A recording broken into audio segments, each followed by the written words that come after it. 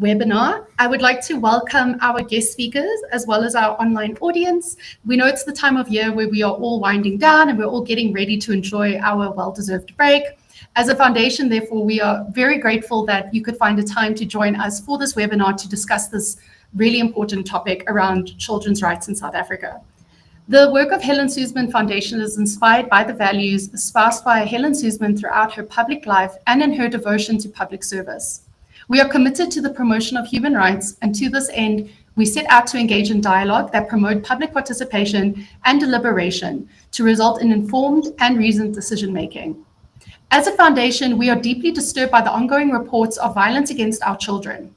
Having listened to civil society organizations working daily within the field of children's rights, it appears that one way of securing the safety of our children is to unblock the impasse that's currently being faced in the relocation of the Office of the Rights of the Child, or we may refer to as ORC, to the presidency. We've noted the call made to the presidency earlier this year by the South African Children's Rights Coalition in July to relocate ORC to the presidency. Despite this call and a recommendation by the United Nations Committee on the Rights of the Child to South Africa, in its concluding observations in 2024 to implement the move of the ORC to the presidency, there has been no progress made.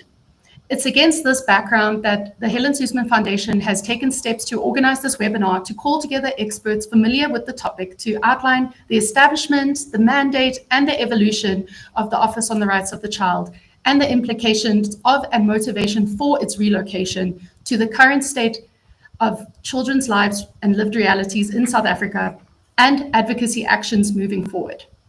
It's our hope that we can jointly unlock practical steps to take to unblock this impasse. I'd like to take this opportunity to briefly introduce our speakers, as well as provide an apology from one of our speakers. So I would like to just give an apology on behalf of Mr. David Shabalala, who is currently the Director of the Office of the Rights of the Child that's located within the National Department of Social Development. Unfortunately, Mr. Shabalala had an incident this morning and is unable to attend the webinar and sends his apologies. However, still remains committed to the development of the rights of children and the promotion. Our next speaker will be Dr. Shahida Omar. Dr. Omar is a director on the Teddy Bear Clinic Foundation's board. She has been with the Teddy Bear Clinic for abused children since 2000 and currently holds the position of clinical director. She is well known and respected in the field of child abuse. Dr. Omar has extensive experience of working with young sex offenders through diversion programs, and this has also informed the topic of her PhD studies. Thank you, Dr. Omar. And our next speaker after Dr. Omar will be Ms. Monica Woodhouse. She is the founder and director of Give a Child a Family. Ms. Woodhouse has worked for the last 5 decades for the protection and the promotion of children's rights.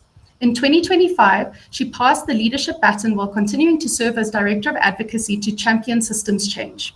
She is also the co-founder and chairperson of the South African National Child Rights Coalition. Each of our distinguished speakers will be given about 10 to 15 minutes to engage on our topic at hand. Afterwards, I'll give an opportunity to our online audience to pose questions to our panel, and we look forward to a fruitful engagement. I thank you, Dr. Omar, and I will put your presentation up so that we can go through it together. So I hand over to you, Dr. Omar. Thank you. Thank you to Helen Suzman Foundation for this great opportunity. Good afternoon, distinguished colleagues, representatives of government, civil society, and child rights advocates. As a child rights advocate, I stand before you today to reflect on a collective, moral, and constitutional imperative to end violence against children and to ensure that our child rights governance framework is effective, coordinated, and accountable. And I think the most important thing we have to look at is that every child has the right to grow up free from violence, neglect, and exploitation. Yet, for far too many, these remain unrealized promises. I don't see the presentation, but I'm going to continue in the interest of time. I think what we need to realize is the reality of violence against children. Firstly, violence takes many shapes and forms, We know physical, sexual, emotional neglect. We're talking about purposeful neglect and online exploitation. Now, in South Africa, if we look at some of the studies, such as the Optimus study of 2016, where it showed that 1 in 3 children experienced some form of sexual violence before the age of 17. And then reflecting on the COVID-19 pandemic, which exacerbated children's exposure to violence, especially in the home and online environments. We have to also understand that the justice system, while progressive in its legislative framework, and if we look at the Children's Act, the Child Justice Act, the Sexual Offences Amendments Act, it remains fragmented and inconsistent in the actual implementation and delivery. So what is the key message here? Ending violence against children is not merely a social development goal, it is a governance and accountability issue. And I think what we need to also understand is that for effective child rights governance, we have to understand what is child rights governance. Child rights governance is the system of laws, policies, institutions, and practices that ensure children's rights are promoted, protected, and fulfilled. It requires strong leadership, coordination across government sectors, participation of children and young people in decisions that affect them. Nothing about us without us. They are the experts. They are the ones that need to be consulted with in navigating this governance issue. We also need to look at dedicated resources and budget allocations and monitoring and accountability mechanisms that track outcomes, not just intentions, because the intentions are all noble, good, but it's the outcomes that actually speak to the challenges and the ongoing violations against children.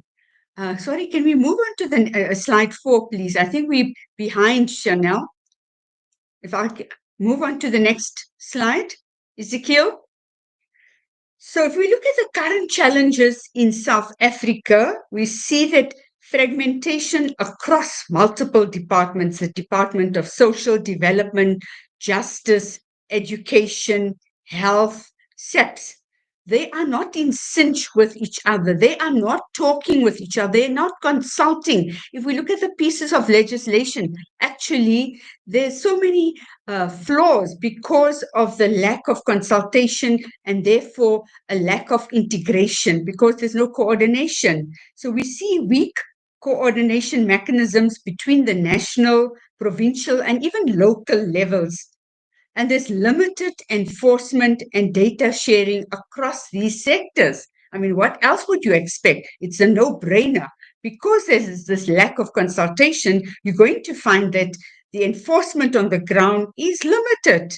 And then we're not seeing the results we want to achieve.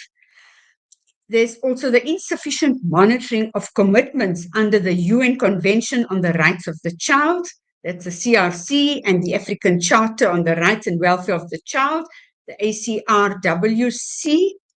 The Office on the Rights of the Child, the ORC, as Chanel put it so beautifully, ORC, currently lacks the political authority and structural positioning to drive intersectoral action. And I think that is a huge, huge challenge.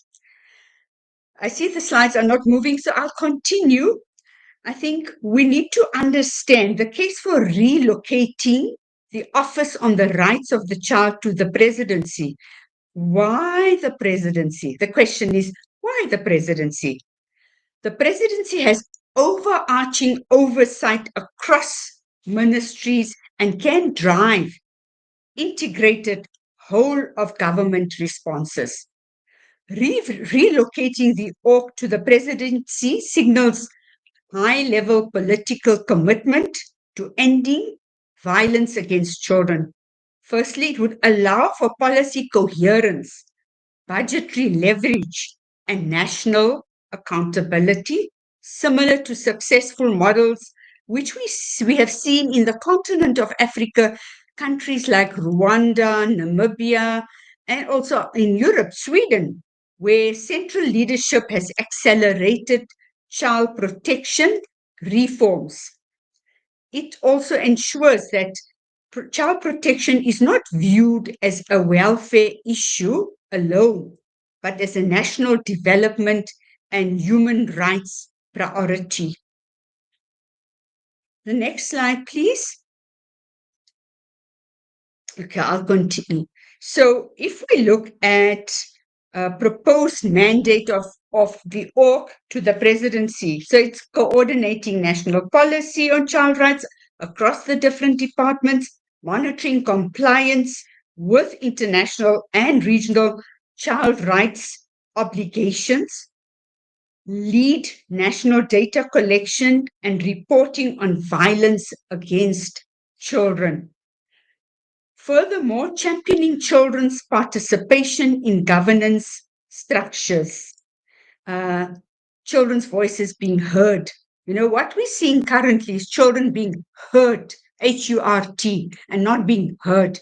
And we need to champion their participation, their voices, and mobilizing their experiences into acceptable responses. So mobilizing partnerships between government, civil society, and the private sector is critical.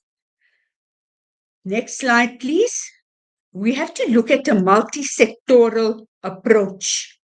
We've already done that, yes, multi-sectoral approach, prevention through parenting programs, life skills education, and early intervention services, strengthening justice and child protection systems to respond effectively to abuse. And I think I just want to pause a little bit on justice. If we just look at the National Sex Offender Register and the numbers that appear on that register and the actual number of cases that have gone to court, there's such a huge discrepancy. The two numbers do not correlate with each other. So we just have to look at how justice can play their part in terms of implementation and maintenance of registers, even looking at the child protection register, the same scenario. And what are we seeing as an outcome?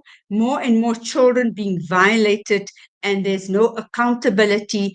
Perpetrators are not brought to book, no consequence management. So we find an exponential increase of children be subjected not only to the violence, but secondary victimization and trauma. So if we look at the multi-sectoral approach, we also have to address promoting digital safety in the age of online exploitation. We are here, AI is here, and we can either turn it around from foe to friend. And of course, it's about promoting this digital safety literacy on different levels, not only for children, not only for educators, not only for parents, but broader communities, and of course, stricter monitoring and using the support of tech companies locally, nationally, and across the globe as well. Another multi-sectoral approach is building, strengthening community resilience through social mobilization and awareness. And that is something I think we can, utilize. Like if we're looking at the 16 days of activism, as the Teddy Bear Foundation, we are not proponents of 16 days. We are, we propagate 365 days. But however, we do utilize these high days and holy days as platforms to emphasize, to amplify promising interventions, successful outcomes, instilling hope. So there's resilience at the end of the day. So strengthening and building community resilience through awareness and social mobilization is critical. But also another aspect of the multi-sectoral approach is investing in research. Empirical-based evidence data will inform better interventions, will direct and navigate us on what has worked, what hasn't worked, what can we do differently, and upscale that. And I think that is something when we talk about multi-sectoral, it's not just awareness, it's not just implementation, it goes beyond that. Next slide, please. So if we look at governance tools, the next slide looks at governance tools. developing a national strategy on ending violence against children, which is aligned with the Sustainable Development Goal 16.2. And it's institutionalized child impact assessments in all policy and legislative development. Establish a national child rights monitoring dashboard linked to the presidency's performance indicators. Next slide, please.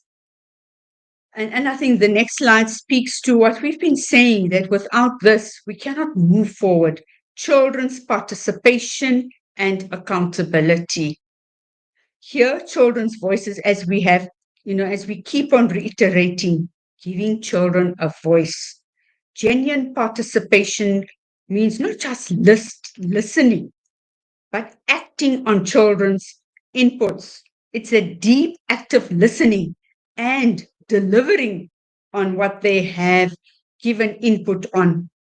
The mechanisms such as the Children's Parliaments, like looking at the Nelson Mandela Children's Parliament, youth advisory panels, and child participation, even in budgeting, to ensure that the policies that we are coming up with and developing reflect lived realities. They are aligned to the realities. The presidency-led Office of the Rights of the Child could institutionalize this through annual children's rights dialogues and participatory monitoring reports. So it shouldn't be like we've done one because we were going to the Bogota conference last year in 2024, the first ministerial delegation going abroad for making a pledge for a call to action. And then, of course, we had provincial dialogues, national dialogue, children making their pledges and taking it to this international platform adding it to the call for action, a pledge made and to end violence against children. I think what we're talking about is ongoing. It's got to be regular. It's got to be consistent. It's not the once off. And there needs to be this golden thread that is pulled through, not just going there and we've come back and we've, ticked the boxes. So what? So what is next? Where to from here? In concluding, I would like to say that, of course, we have to look at a call to action. Next slide, call to action. If children are not safe, societies are not stable. But I also want to reiterate that if societies are not stable, children will not be safe. Ending violence against children requires political will, strategic leadership, and coordinated governance. Relocating the Office on the Rights of the Child to the presidency is not a bureaucratic exercise. It is a bold governance reform that centers the child at the heart of national development.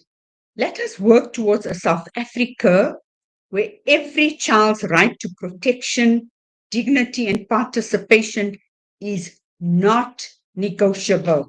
It must be guaranteed. It has to be. There is no question around negotiation. I think in closing, I would like to quote, the true measure of a nation's progress is how it treats its children, quote unquote, our Tata Mandela Madiba, who stood up for the voice and rights of children. I thank you.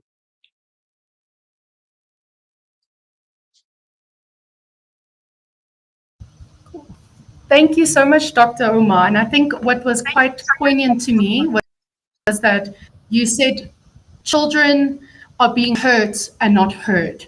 And I think also what you said, what was quite poignant was the fact that children are often not brought into these governance discussions, and they're also not made child friendly. I think often we think about children being involved in budget discussions as inappropriate, but in fact, if it does concern them, they need to be able to speak on these matters, which is quite important in children's rights and the framing of children's rights. So I would like to ask if Monica, if you are there, if you can hear us.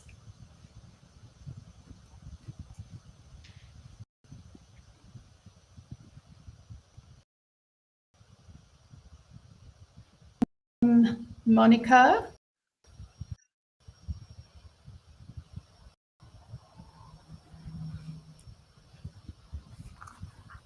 All right. All right. So I think then, whilst we are trying to assist with Ms. Woodhouse's audio so that she can be heard, then I think what I can try speak to Dr. Omar. I had a few questions actually for you, Dr. Omar, just from what you were speaking about. And if I can put a couple questions to you in the meantime, if that's all right, if you are still here with us as well, Dr. Omar, about ORC and its initial move to the Department of Social Development. I'm not sure if you have a little bit of history around this, and why is it that it was decided to move ORC to the Department of Social Development rather than remain in the presidency in the beginning? So just to bring to the attention of everybody, if we look at the Department of Social Development, they are the custodians of children. And that was one of the primary reasons to take all children under that umbrella of the Department of Social Development, so that it would be not only uniform and less fragmented, that all children would be then supported and monitored and overseen under that department. Okay. You had other questions, Chanel? Yes, I wanted to ask then, so yes, so they moved initially ORC from the presidency to DSD to say, we're uniting children under one sort of banner of the DSD, because all children's rights will then fall under that auspice. But why is there now a move that, in fact, we want to move it back to the presidency? And how would that enable the ORC to perhaps be stronger in the long term? So if you just look historically, the challenges we've been faced with, if we look at the whole issue of gender-based violence as well, violence against women and violence against children, and what we are finding that children's voices are diluted in the awareness raising, in the responses. Children seem to be more invisible in this equation of gender-based violence, and they are as equally victimized, if not more, if we look at the long-term trajectory and if we look at the intergenerational patterns of violence. And then if we look at the National Strategic Plan, where the 6 pillars that were developed during the National Strategic Plan, the experience was that we need to have a separate pillar for children in order for children to be heard. And instead, we are finding that children are being hurt, and that they require specialized intervention responses for it to be effective and efficient. And we are still proposing, and we are still fighting for that to happen with the National Strategic Plan. It wasn't a successful outcome, as many of the people on that platform did not see the need for a separate pillar for children, because they identified persons with disabilities, senior citizens, the elderly, LGBTQIA+. So there were various oppositions to that, but we are strongly of the opinion that in order for us to coordinate, in order for us to be effective and ensuring that we put an end to violence against children, this is the way to go, because it would be properly coordinated. It would, even in terms of the budgetary allocations and responses, there would definitely be a successful outcome. Thank you. Thank you so much for that response and detailed response. So, Ms. Woodhouse, Monica is here. So, if I may please hand over to you, Monica, and I will share your presentation as well. Thank you. Yeah, I was stressing a bit. My computer wouldn't let me in. So, fortunately, your technician told me just to try another device, which I have, and that seems to work. So, great. I'm so happy to be back on then. Yes, thank you. Good morning. Oh, no, it's afternoon already. For the panel, for the esteemed panel, Dr. Omar, lovely to have you on with me here and other colleagues that are listening. Thank you so much to you, Helen Suzman Foundation, for your for this opportunity to convene this very critical discussion that we need to have. As we speak on the relocating on the Office of the Rights of the Child. I've been in this field. I've been working with what they used to call the machinery, the child rights machinery already from many years ago, 20, 30, 20, 25 years ago in the 80s and 90s when it was first established. But just maybe to go to the next one, just to give us a little bit of an introduction as to the, we can go to the next slide then. A little bit of an introduction as to the South African National Child Rights Coalition. It's a voluntary association. I don't know if there's anyone moving the slides. There we are. It's a voluntary association of about 126 members. It's registered with the as an NPO with the Department of Social Development. It was founded in 2020. And it was coordinated, it was an effective platform that we wanted to coordinate the collective advocacy by like-minded civil society organizations and activists to advance the realization of children's rights in South Africa. I think we realized having done a lot of research, having worked in the sphere myself and with many other organizations for more than 30 years at that stage, 30, 40 years, realizing that one voice feels like a lone voice in the wilderness. And we decided that we needed to look at how we could really look at that. So to UNICEF and academia, and a few of us did a learning visit to Sweden, where it became very clear that the issues of children's rights are cross-cutting, and it belongs to all the departments. And when it's really functioning well, every department has got a children's aspect of their rights within that department. So that's important. And so I think that's what we are really driving for. So if we go to the next slide on the context, on the vision. So what we really want as South African National Child Rights is we really want a coalition envisages a South Africa where children are safe, nurtured, empowered, and heard. And I think the Children 20, the G20 that we've just been part of is really, we were really proud of our beautiful children who really made us proud in the way that they kind of presented themselves. They presented their declaration to the president, the pre-summit before that, the weekend we had them. They amazed me at their absolute ability and just their understanding of things. And really, they were quite able to do that. And so we're really looking for children to be able to survive, not just survive, but thrive and reach their full potential with their rights fully realized in every space that shapes their lives. And I think we're not seeing that in South Africa. And so to achieve this, we need strategic leadership at the highest level of government. And, as we all know, we have signed treaties of the UN Convention, and Section 28 of our Constitution enshrines these rights, and many other treaties. We have governance challenges. So the fragmented implementation, I think Dr. Omar also mentioned that, the fragmented implementation and oversight hinder the full realization of children's rights in South Africa.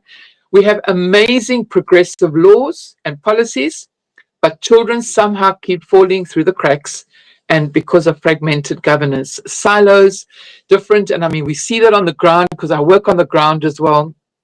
We see that between the departments, statistics don't align, and there's just issues that seem to just come up, and that just don't, that make that that fragmentation and making it really, really difficult to implement children's rights. So we really have a vision for these children and for the children of South Africa, and to really be able to look at, and then the collaborative governance, having to have the fact that we want effective child rights governance, which requires efforts from government, civil society, and private sectors. We refer to that as the 3 Ps, PPP, public-private partnership. No one can do this on their own. We have to do this together. We're stronger together, and we have to also, we all have something to bring to this, and that's important. Go to the next slide then. But there are some challenges that we have to face. The ORC was originally established in the presidency in 1998 to coordinate and monitor the country's child rights agenda, providing oversight and coordination. At that stage, it served as the secretariat for the National Steering Committee, bringing together government departments and civil society. But then over time, it was moved first to the Department of Women, Children and People with Disabilities in those days, and then later to the Department of Social Development. And there it became an office within the social development. And now it sits within the Welfare Services branch. And this creates conflict of interest. The ORC, which as we know it, is now both a player and a referee, monitoring the same department it reports to. And because of that, this arrangement undermines independence and effectiveness, and it also sends the wrong message. And that's the next point, is misplaced focus on welfare. Children are not just statistics. They're not welfare. But by being there in the welfare department, it means that this location sends the wrong message that children's rights are welfare issues. In reality, child rights cut across health, education, housing, transport, justice, and more. So locating the ORC in a welfare branch suggests children's rights are only welfare issues, ignoring broader impacts. Without an overarching governance structure, accountability is diluted and intersectoral coordination is weak. And the governance and accountability gaps, the lack of governance weakens accountability. And I've seen that over the years as I've watched from being from the presidency to that was in the presidency and the premier's office, and then the local, firstly the district municipality and the local, was called special programs. That was diluted and then went into the welfare, and some are still kind of hanging on in the different offices, but there's great confusion. And then the other aspect the challenge that we're sitting with is that there's a lot of international criticism, and our concluding observations, we are criticized for the fact that there's a repeated flagging of Africa's failure to strengthen child rights governance at the epicenter of government. The current arrangement undermines monitoring, evaluation, and reporting, but it weakens the provincial and local implementation. And so that is why we are pushing for the ORC to be shifted. And so when the provincial offices were moved from their offices into the DSD, it created instability and inconsistency, and children's rights governance has become fragmented. And unfortunately, the children are paying the price for that. So if we look at the next slide, the rationale for the relocation, and that is the fact that we are sitting with, so why do we want to relocate the presidency? And there's a long list of reasons why, but I'm going to share just a few here this morning or this afternoon. Number one, we need to restore independence and authority. It is very difficult for the peer DSD to call in SAPS and all these other departments to be part of governance of children's rights within their own department and within others. So relocating it restores independence and authority to monitor child rights effectively. And that's what's needed, is to make sure that there's someone overseeing and making sure that this is happening. Then we also have the facilitating of integrated planning. This promotes integrated planning and resource allocation across government departments to support child rights. That was what was happening before. There was a special program set aside. There was some funding, although not much, but there was funding, and that was happening. But whereas today there's nothing of that. There's also the strengthening of partnerships. Positioning the ORC centrally enhances partnership with civil society and the private sector for child well-being and their rights.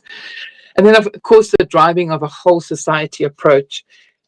This enables a societal approach, aligning child rights with sustainable development goals, national plans. We've also have what we call a national plan of action for children. That there should be one now. That's what they call the NPAC 5. I don't know what's happened to that. These were meant to be driven by the ORC. As far as I know, it's still not done, and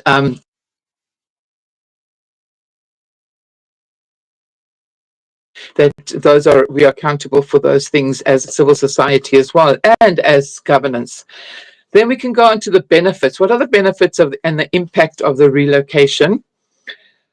Relocating the ORC to the presidency will change the mainstreaming and the long-term investments for children. I think, for me, it's about having someone, it's not just based on who's in government as to whether we should have child rights or not. And I think that's really important. It's not about because of this ruling party, we will then have child rights. It's got to be an overarching matter that lives within the structures of the whole presidency and making it a national development plan, policy making processes, and falling within the sustainable development goals.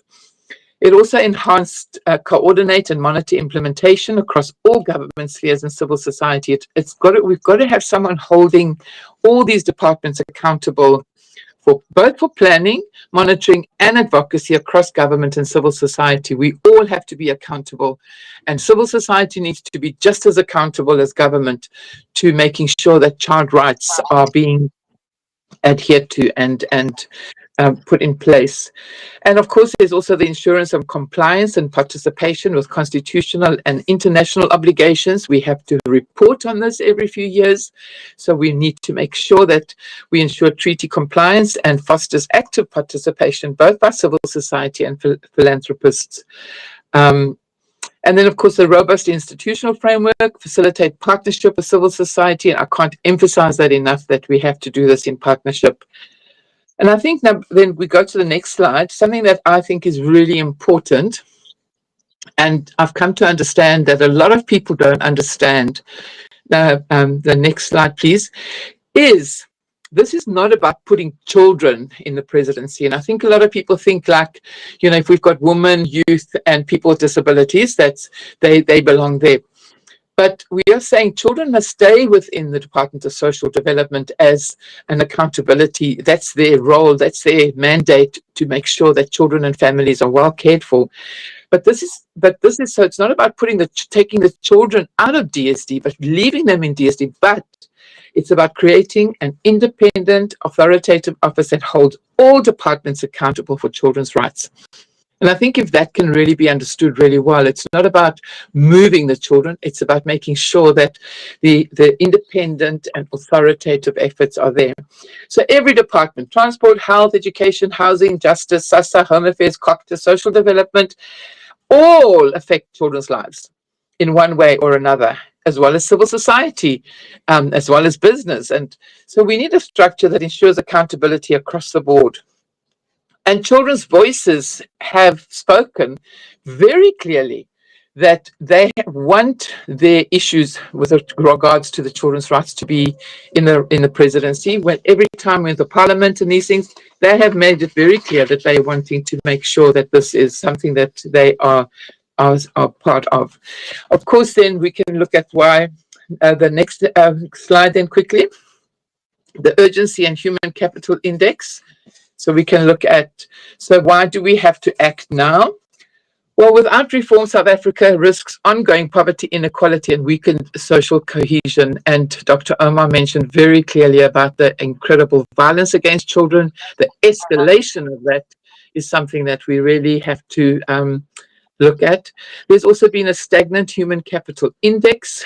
South Africa's human capital index remains at 0.43 since 2010, despite investments in health and education and near universal school enrollment and progress. We also need to do it for political commitment. The World Bank emphasizes that human capital development requires political commitment, adequate resources, and effective governance are essential to translate policy into implementation. Like we all know, we're very good and we have all the policies, but it's implementation and impact. And so the role of the ORC relocation is to prioritize children's rights in the national development strategies, relocating it, and the risks of inaction. If we fail to act, we risk perpetuating cycles of poverty, inequality for generations to come. Then the next one, the call to action, as I'm coming to towards the end of my presentation. We are really driving this agenda as the SANCRC, and we are wanting to look at a campaign. And the main aim of the campaign is to relocate the ORC to the presidency to improve child protection governance in South Africa. We do know that we are probably late again for 2026 to really bring it in there, although we would love to be able to say that we have done that. But we need to strengthen the current ORC, even if it is within the DSD, because it is within the DSD, but we need to look at we have to advocate for human resource in this area as well as technical support, and the plan of succession of the ORC at the national level. So we need to be starting to work and looking at how we can actually have human resource and get the sort of structure in place, so that when it does move, it's just going to be an easy kind of move across to the presidency. And that we have, and if it doesn't move, we still have something in place. So we've got to keep fighting and driving this, looking at collaborative support, looking at government, civil society, and stakeholders to support this move, coordinated efforts, and for their child well-being and for their rights. And ensuring accountability. An independent office at the government center will ensure accountability across departments for child protection. It is a governance reform that will transform how we protect and empower our children, the foundation of our nation's future. Children are today, they're not tomorrow. So thank you, and we'll take the last slide, and let us place children where they belong, at the heart of national development. Thank you very much for this time, for sharing, being able to share with you.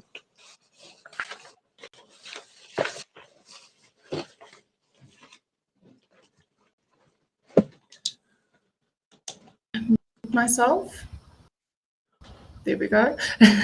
Thank you so much, Moni, for your excellent presentation, as well as outlined the beginning of why is it that the ORC was in the presidency and then moved to DSD and now has moved back, and the current challenges. You've summarized it excellently. From our side, I know the research we were undertaking, it involved quite a bit of going through lots of different documents. If I could ask you, I believe, before we go into our Q&A, I believe that recently your coalition sent a letter or published a letter, an open letter, asking about the move of ORC from DSD back to the presidency. I think this was quite a number of months ago. Have you received any response to this letter at all, or any acknowledgement? No, there are several letters we have sent since 2019. The first couple of times we sent them a few times over and over and over again in 2019 to 2020 and 2021. Eventually, we got a response that we must go back to the Department of Education. Then we were told to go back to DSD and discuss it with them. But there's never been there hasn't been sort of that acknowledgement of, that is something that we really need to look at, or, have come and talk to us about it. And so it hasn't really been, although in 2022, I think it was, or was it 2022, it seemed like there was going to be a move. Well, we say that we were told that there was a move, but physically it hasn't actually happened. And there are some challenges which probably I'm not aware. Well, I'm not aware of all the challenges that are there, but I know that there has been sort of that the discussion has been to move it, but the actual moving hasn't happened as yet. So so that's where we're at the moment. So yes, we do consistently. That's why we're deciding to actually do a campaign now rather than just doing the letters, because I think we're wanting to get a swell of momentum with all the different organizations who were also part of the Children 20, which is really exciting because we had a good group of civil society, and I'm of the belief that it's civil society that's going to maybe, will be able to help bring this thing to be together with department. But we're going to have to put a lot of pressure and work a lot harder and smarter so that we can really get this thing going with department. Okay, thank you so much. So I think we can go into a question and answer session. And if I could ask Dr. Omar, if it's possible, if you could keep your camera on as well for our question and answer session. We already have a few questions we have a few questions from our side at the foundation, but we also in the chat, I see Dr. Rose September, who is also an expert in this field, and I believe that she had worked on the national strategy document to accelerate action for children, I believe. I can see in the chat that Dr. September has said it will be on the agenda of the cabinet soon, but also she has commented to say that the full constitutional obligation lies across government and civil society. This requires the highest political leadership authority for oversight. She's also remarked around child protection, including all forms of harm, neglect, abuse, and exploitation of children, sits at the heart of the Children's Act, for which DSD is the custodian of. And that DSD is the custodian of the Children's Act, but not for all the government's children's rights, as there's quite a huge number of different constitutional obligations. I'm not sure if you have any comments to say on that, or agree or disagree with those comments at all, Dr. Omar or Monica. Yeah, let me maybe take that. I agree with that. I think it's important that we, look at even the policies, because there's a lot of laws and policies that don't align either. So the different departments, like Department of Justice, have different sort of ages for various offences and things like that. So there's a lot of work that's needed just in coordinating all these things to make sure. And I really believe if we could get something like a dashboard going for COVID, I think we could get something like that going for children's rights in South Africa across the board. Okay. All right, Dr. Omar, I'm not sure if you have anything, if you'd like to contribute on that point around the constitutional obligations and custodianship. No, I just want to support what Prof. Rose September said. I think many of us were involved in that process, and she is correct when she's saying that it has been worked on and we're waiting. And of course, it's a coordinated response that one needs to wait for, unfortunately. Thank you. Yeah. I'm not sure if Monica or Dr. Omar or even Dr. September, since if you are in the chat, if you know perhaps when it will be on the agenda of the cabinet, the national strategy, if perhaps you could, if you have that information, let us know when we could potentially expect that.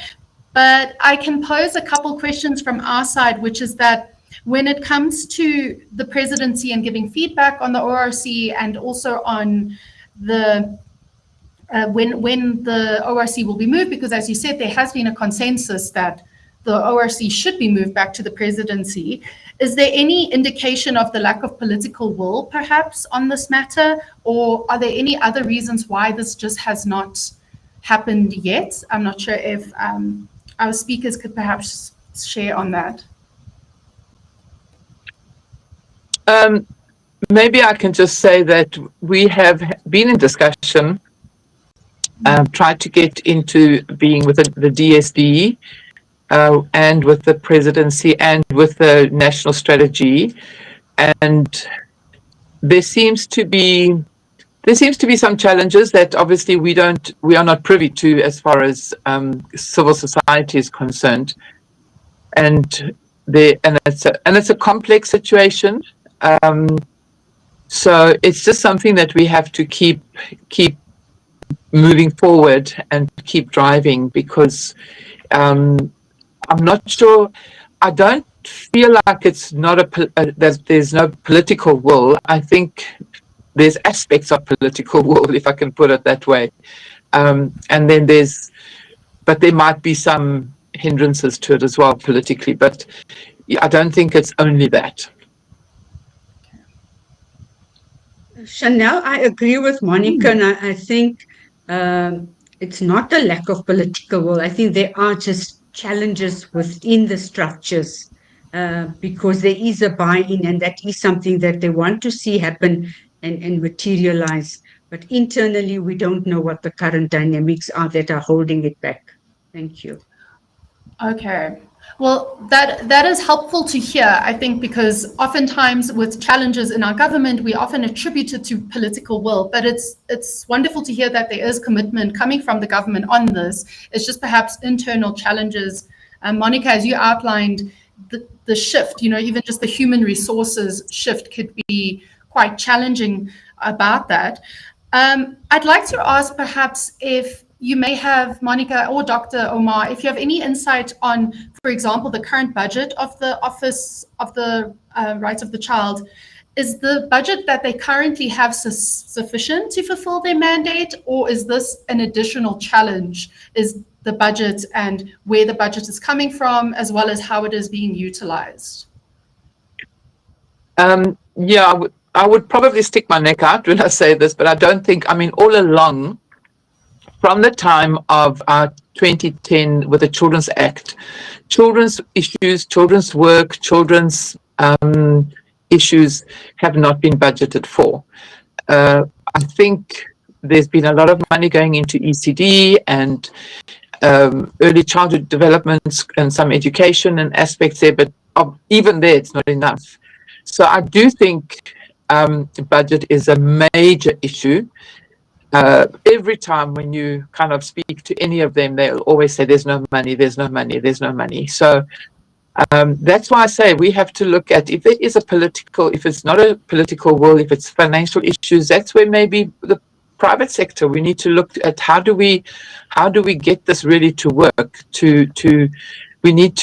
we really need to put our heads together and say, listen, this is something that is urgent for this country to look at the issues of children. But a lot of people don't put a lot of effort into children, maybe because they're not voters for, or whatever it might be. But budget is really always an issue. I don't know if Dr. Omar has anything else to add to that, but I've just found that we will always get that answer. Every time we're wanting to try anything new or try and remove anything or change anything, one will always hear, no, there's no money. Yes, Dr. Omar. Sorry, if you can repeat the question. I agree with Monica on the issue that this is, it's like it's a statement that is there permanently fixed, where there isn't budget, and that we need to make do with whatever we have. So unfortunately, that's a reality that has been historically present with civil society and even with government. The response elicited, unfortunately, that is the standard response. Okay, so it's safe to say perhaps that currently the office may not have a sufficient budget to fulfill its expected work, or maybe even the capabilities of what it can do, the amount of reach that it can have. Okay. Indeed. So I see. Yes. Yeah, I do think that I think there's some restructuring that needs to happen for it, and it really takes leadership. It's going to have to take some sort of leadership here and someone to say, listen, this is how it should happen, because I think that's the issue that's really missing here is strong leadership in this aspect, So I think I agree, because Monica. It's strong leadership. yeah, because I think you could find money if there was if it was channeled correctly and there was a strong process and a real will both of civil society and government, and we just have strong leadership. But I think we're lacking that leadership. We lack the strong leadership aspect in this department. But Monica, to add to that, it's because of the lack of coordination, like you said, to find money. You could find it if there's coordinated efforts, and then as a result of that, the response would be coordinated and certainly more effective with the outcome. Yeah. So I do think that's where I think civil society, we need to play a bigger role somehow in driving this agenda, and that's why I feel like that's something that we can do, and hopefully be able to bring some changes through this together. Okay. Yes. So together we stand, united we fall. I'm not united we stand. But I think the criticism of working in silos goes throughout civil society, through so many sectors, and the children's rights sector is no exemption to that it's critical that CSOs can stand together and also work well with government and see how they can also support government through its move, through its transition, and how government can also rely on CSOs to assist best with that, even through like knowledge creation, through reaching out, what's happening on the ground. It's vitally important that there is those partnerships.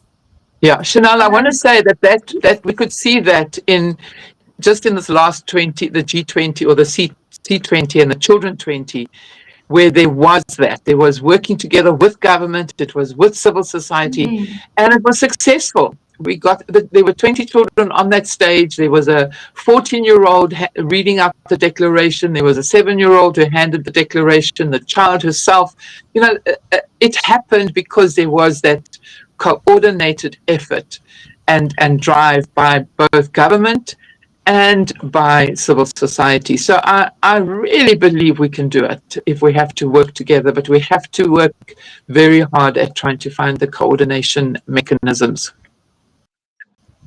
Yeah, no, that's definitely a really important aspect of it. I would like to just also say, Dr. September said that it's expected that the strategy agenda will be in cabinet on the 5th of December.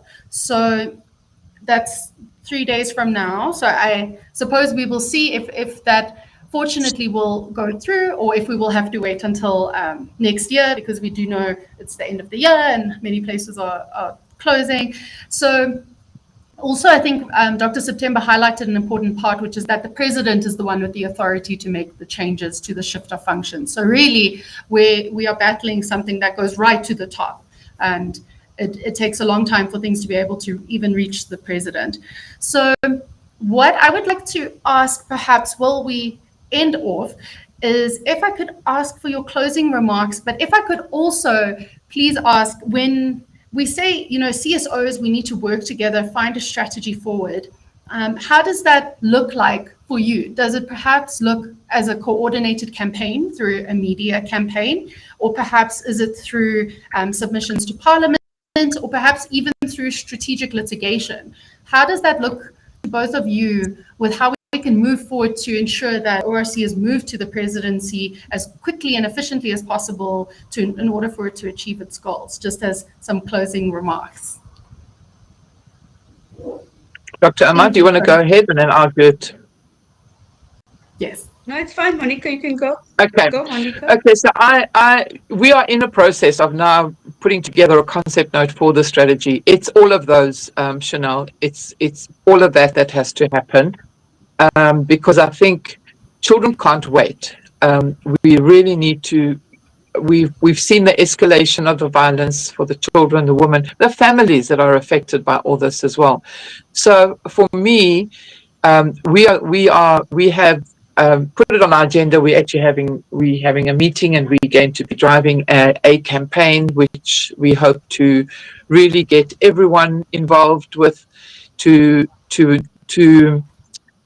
for this move to happen, because I think, and for the strong leadership to be taken over, to take over this whole situation. So it's all of those. It could be litigation, but it's definitely sort of enhancing our awareness, making, but it also needs money, it needs finances. So those are the things that we would have to look into and get assistance with, because civil society is very reliant on public funding and all that.